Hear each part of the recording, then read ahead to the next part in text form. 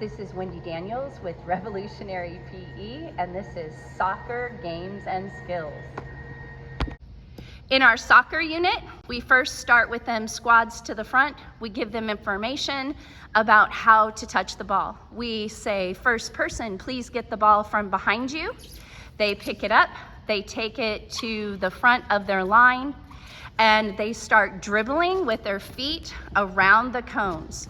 So we only set up 4 cones and they go in and out, trying to keep control the whole time, using both the inside and outside of their foot, around the cone and back, never letting the ball get away from us.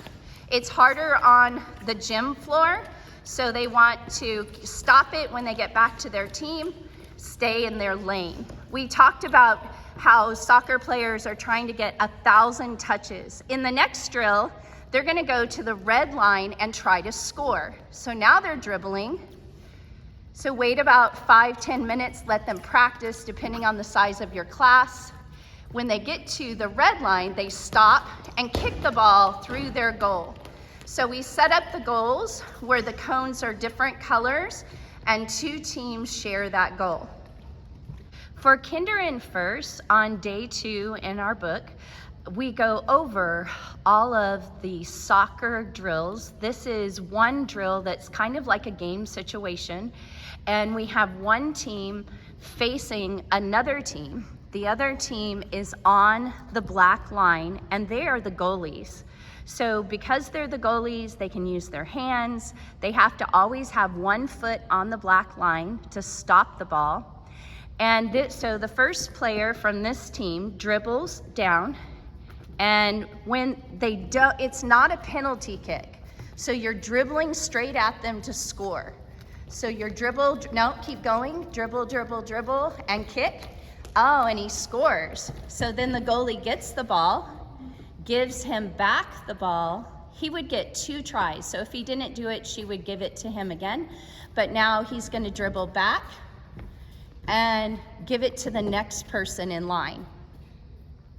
Now we do tell the bigger kids, especially, that when you're kicking at the goal, make sure that you're kicking from the neck down for it to count. You can't kick it over their head or at their face. And goalies, remember to stay alert, hands up and ready. Dribble using inside and outside of our foot, and then kick. Good block. He gets to go get the ball and try again. So he dribbles back, dribble and shoot. Oh, and he scores. We have 3 lanes. This third lane, which would be the purple team, would actually go to stand by the bleachers to be the goalie team. So one at a time, they get to be the goalie, while red and blue are passing, dribbling, and trying to score. So they dribble. Every time you get to a cone, pass in front. The cones help because sometimes kids don't like to pass, and then they try to score, and the goalie tries to stop the shot. And so can goalies use their hands? Yes. Yes, all right. And then they get to dribble it back. And then the next person on the team, purple team, would be the next person to go, but we don't have enough people. But he would stay there and just go to the end of the line. This game is called 3-line soccer. 3-line soccer, you have your goalies, you have your defense, and you have your offense. We have one player come up to the other player. When you hear the whistle, you're trying to play the game, and we're learning positions. We're learning that we can't all chase the ball. You have to stay near your zone. Okay, so ready? And they dribble the ball. It's out of bounds. So orange ball. So orange passes it in, and they're saying, they communicate to pass. Oh, hands. Orange ball. I do say, can I have another player? Because orange is our forwards, I would say, can I have a yellow player come over here? And you're gonna stand here and throw the ball. We tell defense that they cannot pass this center line. Good. and they take it in. When they hear the whistle to stop, we reset the game, and then that's when we rotate. And we tell green team, you're gonna go back and you're going to be the goalies. Please go be goalies. Blue team, step forward. You're the new forwards and your offense. And purple, you're in the middle and your defense. And we define what that means. Goalies, what are your jobs? Stop the ball. Defense, you're trying to steal the ball and pass it to your forwards and also help protect the goalies, right? To not let a team score. Forwards, what's your goal? To get the ball and to take it across to score. So that means that on this side, orange would have gone to be the goalies in this case, and the goalies that were red became defense, and yellow would be our new forwards. So you have like 5-minute intervals that you rotate them, so then blue come up, and in this case we lost our other volunteers, so orange is still the forwards. Only one person can come up to the ball. You can't touch the ball till the whistle blows. So ready? Good. And they take it and work with your team. Pass. Good. Pass. Good job. That's okay. Good. You're doing great. Good block. Take it down. Good defense. Confuses students is because they're wearing blue, purple, and green. They think when they're young in second grade, it's real hard, like we're not the same team, yet you are. It's just your position. So we tell them they're the spring team. And then on this side, because we have sunrise or sunset colors, we have the orange, yellow, red, we call them the sunrise team. Helps them understand what team they're on. So we would blow the whistle again and rotate. So then blue would go in to be goalies.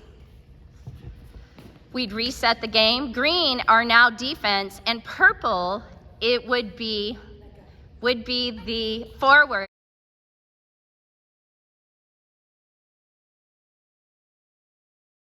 In the book, we have Bobcat Soccer. And when you play it, you start with 5 soccer balls on the line. I found that it's easiest because we have 3 different fields that are painted that are small, but it's easier to have a certain color ball from each field. So if someone else's ball comes onto your field, you know that it doesn't belong to you. So we're using blue and green. When you can play with the goalie or without a goalie, but you need to have players that are defense and offense. And this is nice for large classes because there's not just one ball to follow along. So we're gonna go ahead and 1-to-1 to a ball, step up to the ball. You can't start till you hear a whistle. Ready? And they start playing and they're trying to score. Once they score, it stays there and they can go back and get another ball. So go to another ball, and then they're trying, so you have defense players blocking. We have 1 point here because that ball is in the goal, and we have 3 points on this side. So that means there's now only 1 ball left remaining in the game. So they begin, they're playing. We never stop the game unless it goes out on a player.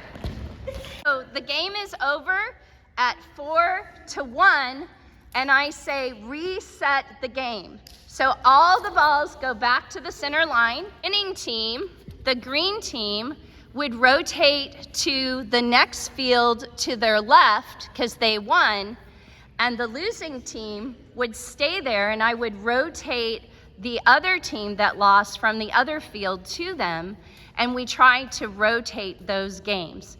It is really fun because it continually is moving. So we have a player throw in the ball, trying to get it to his player in green, but it ends up with a blue player and they touch the ball. If they touch the ball, he loses possession and the ball goes to the green player. So you could blow the whistle. It is very hard to ref a game with so many balls in play.